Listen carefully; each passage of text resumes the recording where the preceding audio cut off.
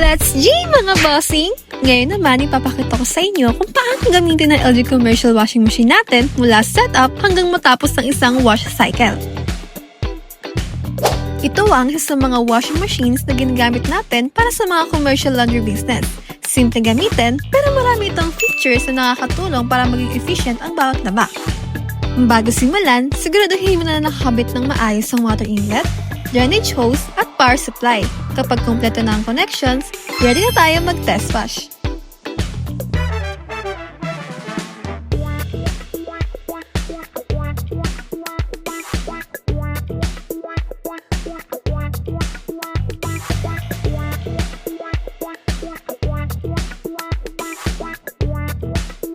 Para sa testing natin, nag-load tayo ng 8 kg ng damit. Ito ang recommended load para makuha ang pinakamagandang washing performance. Ipasok lang ng maayos ang mga damit sa loob ng drum. Iwasan i-overload ang machine para hindi maapektuhan ang paglalaba. Sunod, ilagay ang liquid detergent at fabric conditioner sa tamang compartment.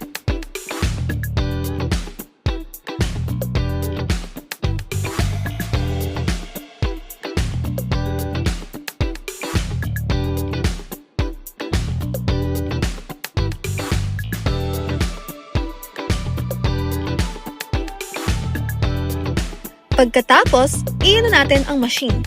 Hanapin ang speed wash gamit ang rotary control, pagkatapos ay pinutin ang start. Ganun lang kasimple.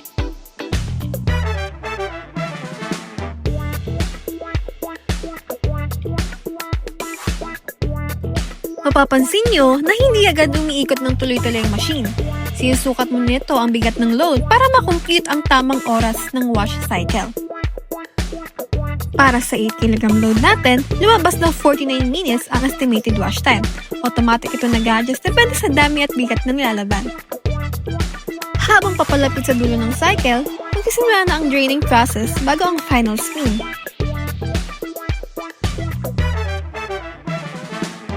At ayan mga bossing! Tapos na ang washing cycle. Malinis na ang mga damit at pwede na silang ilipas sa dryer. Pero ang dry operation, mapapanood natin sa susunod na video.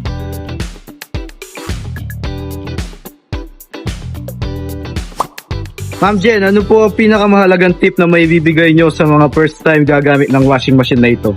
Mabigay ko lang pong tips sa paggamit ng ating unit, lalo sa mga first time, yung maintenance po natin ng ating unit. Una, after po natin maglaba, siguro din lang natin malinis ang ating washing machine.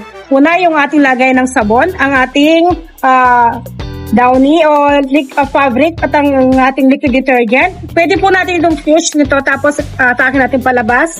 Minsan may natitira pong mga liquid soap dito. Check lang natin. Pwede natin siyang banlawan. Ito rin po pwede natin hugasan para maiwasan po yung mga mold. Tapos po sa loob naman ng washing natin, buksan lang po natin siya. I-check lang po natin. Pwede siyang banlawan o hugasan po. Gamit ang isang liquid na spray lang niya po ng ganito, yan, ganyan. Para matanggal po yung mold, tapos banlawan po natin. After po mabanlawan, siguraduhin lang po natin mapunas lahat ng ating takip para di lumadang sa lamin niya. Huwag po natin siyang i-close close ng ganyan kasi para maiwasan pang-amoy po niya, liduihang natin ng konti ang ng pinto. Tapos ito po yung ating drain. Para maiwasan naman po yung pangangamoy, dito po pumupunta yung excess na tubig na hindi na ilalabas ng drain hose. Buksan lang po natin, ayan. Lalabas po yung tubig. Tapos ito po nakikita yung mga himulmon. Ito rin po, drain hose din po ito. Ayan po, ganyan lang po. Huwag nyo lang po kakalimutan isara para maiwasan ang water leak po ng ating unit. Thank you po, Ma'am Jen. Ayan ang buong washing demonstration na LG commercial washer natin. Kung gusto nyo makakita pa ng actual demonstrations, installation videos, at maintenance tips, siguraduhin i-follow nyo kami sa Facebook, TikTok, at YouTube. Kami ang Double Dragon Electronics at magkita-kita tayo ulit sa susunod na Warehouse Diary. Let's G!